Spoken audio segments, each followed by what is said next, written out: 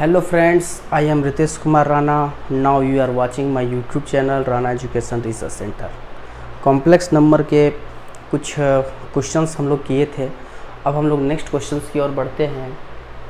ये important questions है। हम लोग 30 क्वेश्चंस और डिस्कस करेंगे इस पैटर्न पर, जिसमें सभी कॉन्सेप्ट को एक एक करके समझेंगे और जानेंगे। ठीक है, तो सबसे पहला क्वेश्चन कहता है कि if A and B are two real numbers, A और बी दो रियल नंबर्स हैं। ठीक है, बिटवीन 0 एंड 1, उसका वैल्यू जो है सो 0 और 1 के बीच में है। लिखता है and point representing the complex number z1 a plus iota and z2 1 plus iota b along with origin. मतलब ये तीन कोऑर्डिनेट्स दिए आपको, एक ओरिजिन दिया हुआ है, एक z1 एक z2 दिया हुआ है। फॉर्म एन इक्विलेटरल ट्रायंगल, कह रहा है कि ये तीनों कोऑर्डिनेट मिलकर इक्विलेटरल ट्रायंगल बनाता है। तो ए और बी का वैल्यू क्या होगा, जिसमें ए और बी का वैल्यू 0 और 1 के बीच में होना चाहिए। तो सबसे पहले हम लोग देखेंगे कि इक्विलेटरल ट्रायंगल कैसे है। तो ये हुआ हमारा इक्विलेटरल ट्रायंगल। मान लिया कि यहाँ का कोऑर्डिनेट आपका z1 है, यहाँ का कोऑर्डिनेट आपका z2 है, और ये आपका जो है ये आपका z3 है। ए बी सी क्या है, राइट इक्विलेटरल ट्रायंगल है।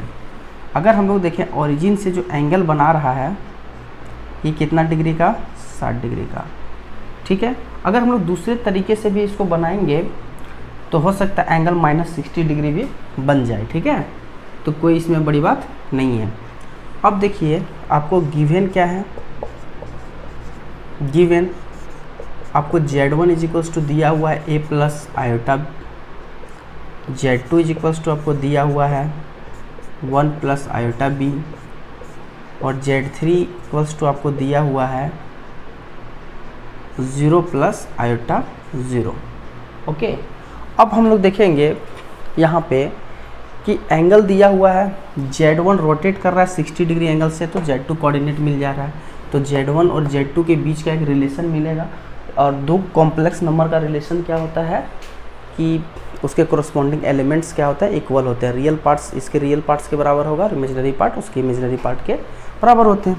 उसी कॉन्सेप्ट का यूज़ करेंगे। तो यहाँ पे क्या है कि रोटेशनल मेथड या कोनी मेथड को हम लोग यूज़ करेंगे, कोनीस मेथड। ओके, तो कोनी मेथड क्या कहता है कि z1 माइनस z3, अच्छा इधर से लेंगे, एरो यहाँ गया, तो z2 माइनस z3, तो z2 minus 0, z1 minus 0, magnitude of z2 minus 0 divided by magnitude of z1 minus 0 e के पावर पाई बाय 3। हम लोग ऐसे लिख सकते हैं, अगर ये राइट एंगल ट्रायंगल है तो यहाँ से यहाँ का डिस्टेंस आपका क्या होगा, मोड z1, यहाँ से यहाँ का डिस्टेंस क्या होगा, मोड z2। तो यहाँ पे क्या होना चाहिए आपका, अगर इक्विलेटरल ट्रायंगल है तो mod z1 is equals to mod z2। अगर ये इक्वल है तो ये दोनों क्या होगा, कट जाएगा। तो इस तरह से आपका आता है z2 is equals to z1, और इसका वैल्यू क्या हो जाएगा 1/2 प्लस माइनस √3/2 आयोटा। अब यहाँ पे वैल्यू रखेंगे और जस्ट इसको मल्टीप्लाई करेंगे। ठीक है, और फिर दो कॉम्प्लेक्स नंबर को इक्वेट करेंगे। तो देखिए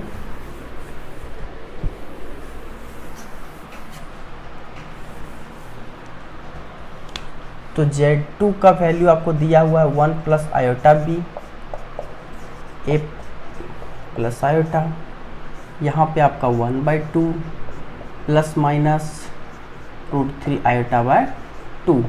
इसको हम लोग मल्टीप्लाई करेंगे, a से करेंगे तो रियल पार्ट देखते हैं, तो आपका आएगा a/2, और फिर इसके साथ मल्टीप्लाई करेंगे तो माइनस प्लस √3/2। ये आपका रियल पार्ट हो गया। प्लस इमेजिनरी पार्ट देखेंगे, इससे करेंगे इसको 1/2, और फिर इससे करेंगे तो प्लस माइनस √3a/2। तो यहाँ पे क्या है कि दो कॉम्प्लेक्स नंबर इक्वल कब होते हैं, जब उसके corresponding real part and imaginary part equal होंगे। तो सबसे पहले हम लोग रियल पार्ट को इक्वल करेंगे, यानी 1 is equals to A minus plus by root 3 divided by 2। तो आपका a equals to 2 plus minus root 3। यहाँ पे आप देख सकते हैं कि a is not equals to 2 plus root 3। ये क्यों? क्योंकि ये ग्रेटर देन 1 है, ठीक है, जबकि हमारा वैल्यू a और b का वैल्यू 0 और 1 के बीच में होना चाहिए। तो हमारा जो एक्सेप्टेबल वैल्यू होगा a का वो हो जाएगा a is equals to 2 minus root 3। यहाँ पर पहला आपका आंसर आएगा a का वैल्यू। अब इस वैल्यू को यहाँ पे पुट करेंगे, इससे इक्वेट करेंगे, तो b equals to 1/2 root 3 by 2 minus root 3। तो यहाँ पे हम लोग लिखेंगे 1/2 plus minus root 3 plus minus root 3, और यहाँ पे माइनस प्लस 3/2। तो यहाँ पे आपका b का दो वैल्यू आएगा। पहला वैल्यू आएगा 1/2 प्लस रूट 3 माइनस 3/2। तो यहाँ पे आपका जो वैल्यू आ रहा है, ये वैल्यू आ गया आपका -1 plus root 3। Okay, -1 plus root 3। Next value आपका जो आएगा, ये आएगा आपका 1/2 माइनस रूट 3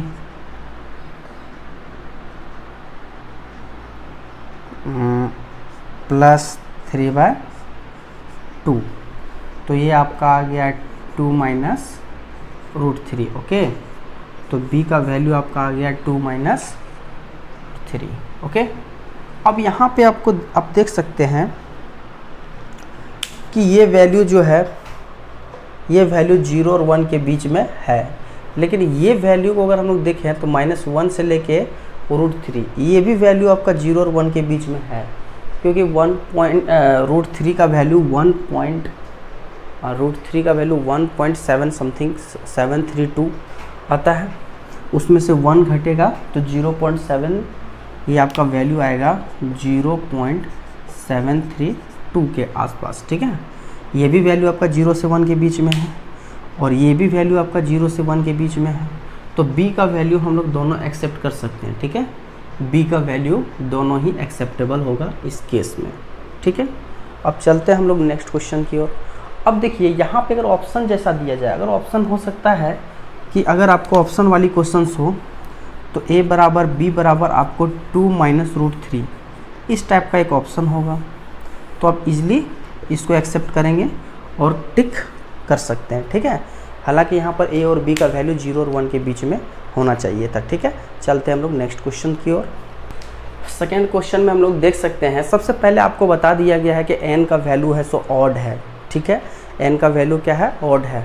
यहाँ पे कहा जा रहा है कि अल्फ़ा जो है, जैसे 1 अल्फ़ा स्क्वायर इस टाइप से हम लोग देखते थे nth रूट ऑफ यूनिटी में, तो उसी में अल्फ़ा स्क्वायर को अल्फ़ा 2 कह दिया गया, अल्फ़ा क्यू को 3 का कह दिया गया। तो 1 alpha 2 alpha 3 dot dot dot alpha n-1 is the nth root of unity. Just ये आपका क्या है? nth रूट ऑफ यूनिटी है। तो आपको इसका वैल्यू निकालना है। तो आपको पता है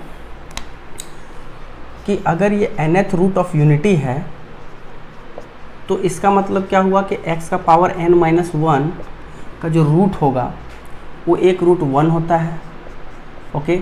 दूसरा रूट आपका अल्फ़ा 1 होगा, तीसरा रूट आपका अल्फ़ा 2 होगा, डॉट डॉट डॉट। इसी तरह अगर n रूट है तो यहाँ पे आपका आएगा x माइनस अल्फ़ा n-1, ये रूट्स होंगे। इसको हम लोग फैक्टराइजेशन के टर्म में लिख लिया, ठीक है। अब यहाँ पे हम लोग क्या करेंगे, x का वैल्यू -2 रखेंगे, क्योंकि यहाँ पर -2 रखते हैं। अगर x का वैल्यू यहाँ हम लोग करते हैं put x is equals to -2, तो यहाँ पे -2 का power n equals to -2 -1 -2 minus alpha 1 -2 minus alpha 2 dot dot dot -2 minus alpha n-1। यहाँ पे आप लोग देख सकते हैं कि अगर ये ऑड है तो माइनस बाहर आएगा, तो आपका हो जाएगा -2 के पावर n -1। ओके, अब यहाँ पे क्या है कि n रूट्स हैं, देखिए यहाँ से देखिए n रूट्स हैं, तो सभी में से एक एक करके अगर माइनस आएगा तो आपका -1 का पावर n आएगा, और ये आपका आएगा 3। ओके, 2 प्लस अल्फ़ा, इसको 3 लिख सकते हैं, या तो 2 plus alpha 1, 2 plus alpha 1, 2 plus alpha 2 dot dot dot 2 plus alpha n-1। अब इसको हम लोग क्या करेंगे कि अगर ये ऑड है तो माइनस आएगा, आपका माइनस आएगा तो यहाँ से माइनस से कट जाएगा, तो आपका आएगा 2n plus 1 by 3 is equals to 2 plus alpha 1, 2 plus alpha 2 dot dot dot 2 plus alpha n-1। तो इसका जो वैल्यू होगा वो आएगा 2 का power n plus 1 by 3। Okay, ये आपका आंसर है। इस टर्म को देखा जाए, पहले हम लोग इसको फाइंड करेंगे, उसके बाद इसको फाइंड करेंगे। तो यहाँ पर जो वैल्यू आएगा उसके पावर m करेंगे और ये निकालेंगे, ठीक है। तो सबसे पहले यहाँ देखें कि ये स्टैंडर्ड फॉर्म में नहीं है, तो स्टैंडर्ड फॉर्म में निकालने के लिए हम लोग क्या करेंगे, तो लेट कर लेते हैं। लेट मान लेते हैं ये z मान लिया इसको, sine 2 pi k by n minus iota cos 2 pi k by n। Okay, इसको स्टैंडर्ड फॉर्म में निकालने के लिए हम लोग इसको i से मल्टीप्लाई कर देते हैं, ठीक है, और i से डिवाइड कर देते हैं। अगर हम लोग i से डिवाइड करेंगे तो ये साइन i हो जाएगा, और ये i स्क्वायर का वैल्यू +1, ठीक है, -1 माइनस माइनस प्लस, तो cos 2 pi k by n plus iota sine 2 pi k by n। Okay, हम लोग ऐसे इसको लिख सकते हैं, इसको ऐसे लिख सकते हैं, क्योंकि इसको हम लोग कर सकते हैं i के पावर i स्क्वायर, जैसे i से मल्टीप्लाई कर देते हैं, ठीक है, i से मल्टीप्लाई कर दिए तो यहाँ -1, तो इसके बाद -i। ओके, ये आपका हो गया cos 2 pi k by n plus iota sine 2 pi k by n, ये आ गया आपका। अब आप देखिए, आप लोग को पता है कि यहाँ k इक्वल्स टू 1 से स्टार्ट है, ठीक है, यहाँ आपका k इक्वल्स टू 1 से लेके m-1 तक स्टार्ट है, और हमारा क्या है कि माइनस आयोटा। अच्छा, इस माइनस आयोटा को बाहर कर देते हैं, ठीक है, इस माइनस आयोटा को बाहर कर दिए, और हम लोग लिखते हैं cos 2 pi k by n plus iota sine 2 pi k by n। Okay, इसको हम लोग ऐसे लिखते हैं। तो आपको पता होगा कि हम लोग अगर k इक्वल्स टू 0 से स्टार्ट होता था तो इसका सम क्या होता था, 0। इसका मतलब k इक्वल्स टू 0 वाला एक टर्म हमको चाहिए, तो हम लोग k इक्वल्स टू 0 वाला एक टर्म ले लेते हैं, सॉरी k इक्वल्स टू 0 रख के, ठीक है। तो क्या आएगा, k इक्वल्स टू 0 रखेंगे तो 1 आएगा। ओके, और दूसरा क्या होगा, एक 1 ऐड किया तो एक 1 को हमको सब्ट्रैक्ट करना पड़ेगा, ठीक है, एक 1 को ऐड किया तो एक 1 को सब्ट्रैक्ट करना पड़ेगा। ओके, इस चीज़ को आपको समझ में आ गया। अब ये -i से जो वैल्यू जाएगा सो दोनों में मल्टीप्लाई हो जाएगा। एक्चुअली इस दोनों को हम लोग एक साथ करेंगे तो आपका आएगा -i सिग्मा। अब ये होगा k इक्वल्स टू 0 से लेके m-1, okay, cos 2 pi k by n plus iota sine 2 pi k by N, ये आपका आ गया। ठीक है, ये चीज़ को ले लिया। अब -1, तो -1 इंटू माइनस आई, तो ये आ गया आपका प्लस आई। अब ये आप देख सकते हैं कि इसका जो वैल्यू होगा आपका क्या होगा, 0 होगा। Cube root nth root of unity में आपको बताया गया था कि इसका वैल्यू क्या होता है, 0। तो आपका minus iota into 0 plus iota, तो ये फाइनली आपका क्या आ गया, आयोटा। अब हम लोग इस सम का वैल्यू निकालेंगे। अंदर वाले जो सम है यहाँ से लेके यहाँ तक, इसका वैल्यू आपका क्या आ गया, आयोटा। तो ऊपर वाला का वैल्यू क्या हो जाएगा, तो हम लोग लिख सकते हैं, इसको हम लोग आयोटा का पावर m। अब इसको हम लोग सॉल्व करते हैं।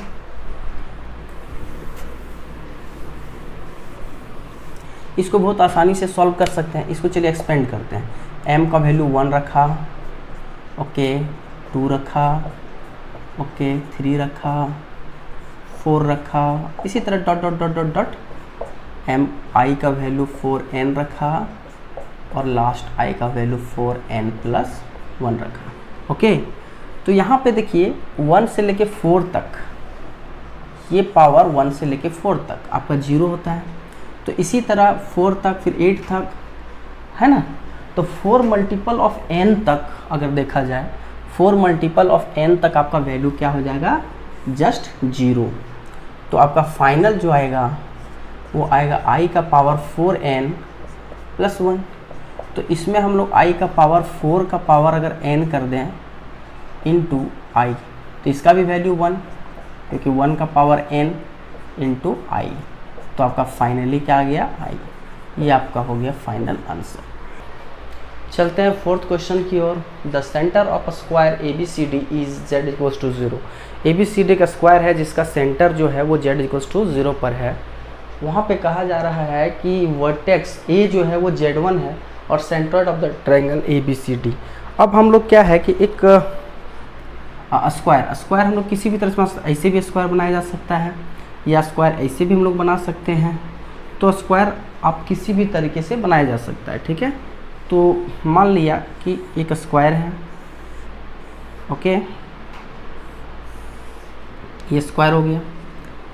अगर मान लिया कि मैंने ये आपका B, ये आपका C और ये आपका D, तो ट्रायंगल ABC का आपको सेंट्रॉइड निकालना है। सेंट्रॉइड कुछ यहाँ होगा, ओके। ये सेंट्रॉइड आपको निकालना है। मान लिया कि ZC निकालना है। तो सबसे पहले आपको A पता है, Z1 है, ओके। क्या आपको C पता है? नहीं पता है। B पता है? नहीं पता है। तो हम लोग यहाँ पे 2 कोऑर्डिनेट निकालना चाहेंगे। अगर हम लोग देखें कि यहाँ पर रोटेशन जस्ट हो रहा है, यहाँ पे आपका 90 डिग्री का एंगल बनता है, ओके। तो यहाँ पे आपका क्या है कि π/2 एंगल का रोटेशन है अगर देखा जाए तो, यहाँ से लेके यहाँ तक, और यहाँ से यहाँ तक का जो रोटेशन है वो पाई का रोटेशन है। तो इसको हम लोग पाई रोटेट करेंगे तो C मिल जाएगा, इसको अगर हम लोग π/2 रोटेट करेंगे तो B मिल जाएगा। तो हम लोग B जो है मान लिया कि ये Z2 है और ये मान लिया कि Z3 है, ओके। तो हम लोग लिख सकते हैं रोटेशनल मेथड से Z2 bye Z1 equals to, यहाँ पर क्या है कि ये डिस्टेंस और ये डिस्टेंस क्या होगा, इक्वल होगा। ये डिस्टेंस और ये डिस्टेंस इक्वल होगा।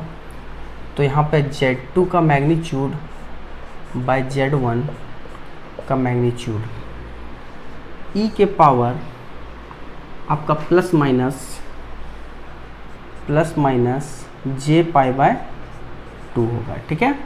अगर इधर ले लिया B तो अपोजिट एंगल होगा, है ना। तो π/2 जो है वो प्लस माइनस हम लोग लिखेंगे, ठीक है। ये इक्वल हो गया। तो यहाँ पे हम लोग Z2 का अगर देखें तो ये आपका आ गया Z1 E के पावर प्लस माइनस j π/2। इसी तरह अगर हम लोग Z3 देखें तो आएगा Z1 ई के पावर प्लस माइनस आयोटा पाई, यही आएगा। अच्छा, इसको हम लोग ऐसे भी लिख सकते हैं Z1 ई के power iota plus minus pi is equals to -1, तो ये आपका आ गया -Z1। तो सेंट्रॉइड हम लोग कैसे निकालते हैं, सेंट्रॉइड बोले तो ZC, ये हम लोग निकालते हैं Z1 plus Z2 plus Z3 / 2। अगर ABC का सेंट्रॉइड निकालना है तो तीनों को जोड़ के डिवाइडेड बाय 3, तो हम लोग Z1 को Z1 लिखेंगे प्लस Z2 को यहाँ से हम लोग लिखेंगे Z1 ई के पावर प्लस माइनस π/2 J π/2, इसको लिखेंगे हम लोग -Z1 डिवाइडेड बाय 3, यहाँ पर ये कैंसिल, तो ये आपका आ गया Z1/3। अगर इसको हम लोग देखें तोड़ दें तो आपका cos π/2 plus minus iota sine π/2 होगा।